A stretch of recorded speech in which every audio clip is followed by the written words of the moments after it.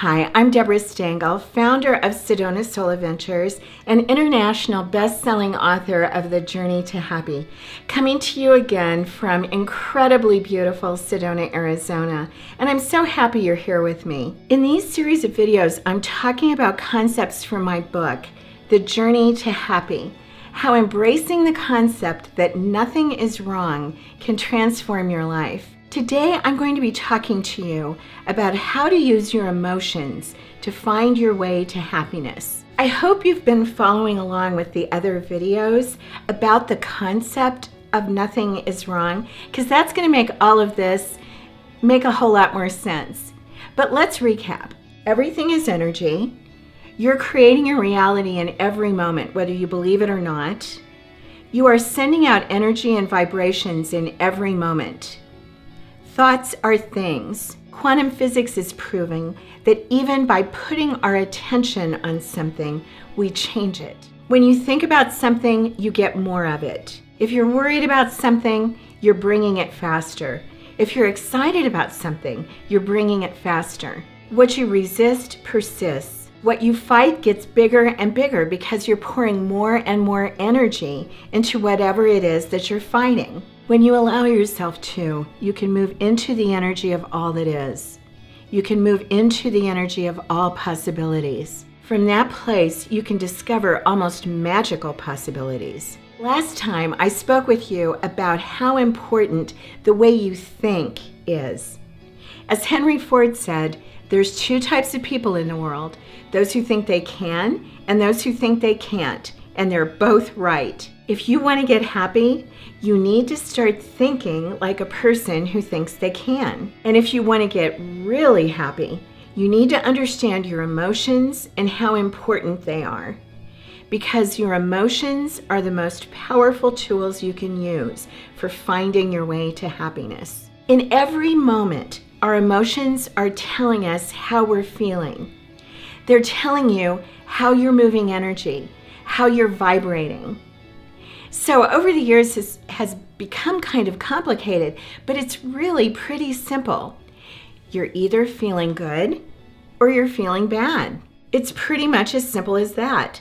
We have all these names for emotions. We have names for the ones that we've labeled as good: happiness, joy, bliss, contentment, peace. And we have the ones that we've labeled as bad: anger, depression, frustration, rage, worry, anxiety. In every moment, you have the ability to move toward good feelings or bad feelings. And this is so important because the good feelings bring us into the higher, faster vibrations, the same vibrations as everything that you want. Negative feelings take you in the opposite direction. So the really great news here is you can change things around. Listen to this fascinating study. Sonia Lyubomirsky is a professor of psychology at the University of California, and she studies and does research on happiness. According to her research, 50% of happiness is determined by your set point or genetics. 10% is determined by your circumstances, such as your finances, your health, your living situation. The other 40% is based on your own intentional efforts to become happier. So there are two things about this that I find incredibly interesting. The first one is that only 10% of your happiness is determined by your circumstances, like your money situation, because so many people tell themselves over and over again, oh, if I just had more money, or if I had the perfect relationship, or if I had the perfect body, I'd be happier. But it turns out only 10% of your happiness comes from those circumstances. The most important thing is that 40% of your happiness is based on your own intentional efforts to become happier. That's fantastic. That means you have an incredible amount of control over your own happiness. So that's why I'm doing all of these videos, giving you these ideas and different processes of different things that you can do for your own intentional way of increasing your happiness. Things like tapping and affirmations, change your story, change your life, Ho'oponopono, the Enneagram, radical forgiveness, deep breathing, and meditation. These are ideas and processes you can use right now to get happy. So look for those other videos. They work. And you can start using them for your own 40% that you're now taking control of. That can make all the difference. We had a man here doing a retreat a few years ago, and when he came to us, he said that he was at the complete mercy of his emotions. He said he couldn't control anything, and it was ruining his life. He was lashing out all the time at his wife. He was even doing it to coworkers. His children were afraid of him. His wife was ready to leave, and he had been placed on probation at work, and what they said was one more outburst, and that's it. He came to us, and he was completely believing, I have absolutely no control over this. And he had what my old friend Jill used to call them the I can't help it. But what was even worse, he hated himself every single time this happened. Every time he lashed out, especially at someone that he loved.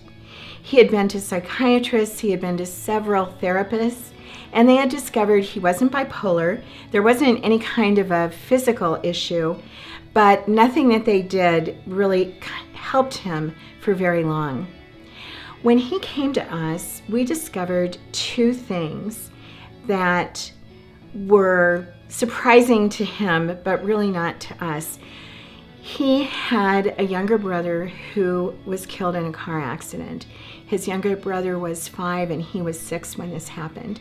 And what we discovered was that he had all of this anger and rage that was inside of him that he had never, ever, ever even touched or even knew about, because as a 6-year-old, he certainly didn't know how to handle it, and his parents certainly didn't know how to handle it.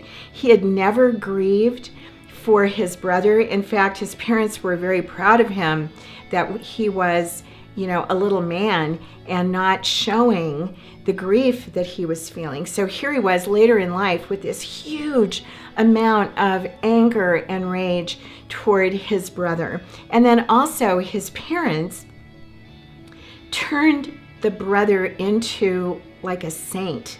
And the whole time that this man was growing up, he was always made to feel that the really good brother was the one who died.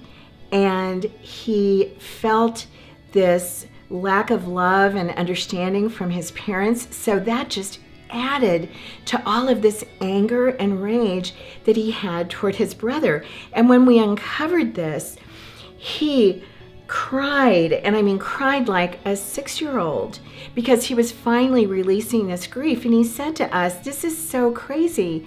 This is insane. How can I be angry at a little boy, a little 5-year-old boy who certainly didn't want to die?" And of course, in our rational brain, that doesn't make any sense. But a 6-year-old isn't rational, and those hurts go in so deeply. The other thing that we discovered is that he is an 8 on the Enneagram. If you don't know what that means at this point, that's okay. Just look for my other videos on the Enneagram. What it does mean is that he's an 8, meaning he's the fighter, the aggressor. And I know that one all too well because I'm an 8 also. And it's not a character defect. It just tells you how the person is wired.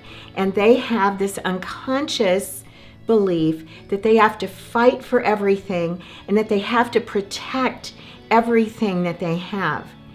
When he suddenly saw that he's not a bad, horrible person, but that he came onto the planet wired this way, it was like a weight was just dropped from his shoulders.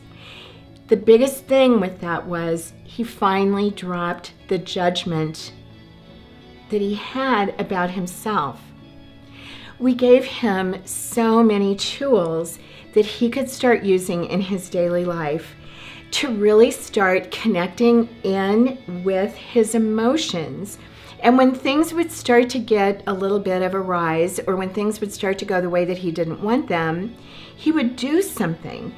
Even taking a deep breath can make things slow down and put you into the energy of where you want to be.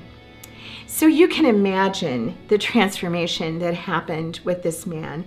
When he came to us, he was filled with anger and rage and self-loathing to the point where he felt and believed that he had absolutely no control over the outbursts that happened.